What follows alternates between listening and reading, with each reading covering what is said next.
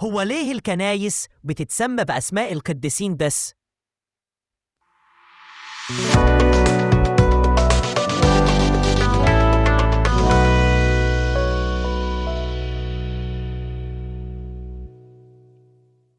الكنيسة هي بيت الله، وإحنا بنروح الكنيسة عشان نقابل ربنا، بس كل كنيسة باسم قديس أو شهيد أو ملاك، زي أمنا العذراء والشهيد مارجرجس والملاك ميخائيل وغيرهم كتير، وده عشان نكرمهم لأن الله هو اللي أمرنا بكده لما قال فإني أكرم الذين يكرمونني.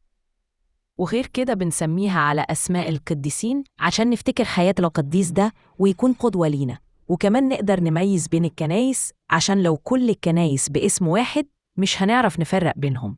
عشان كده الله عمل لكل كنيسة اسم من القديم لما قال أنا هو إله إبراهيم وإله إسحاق وإله يعقوب.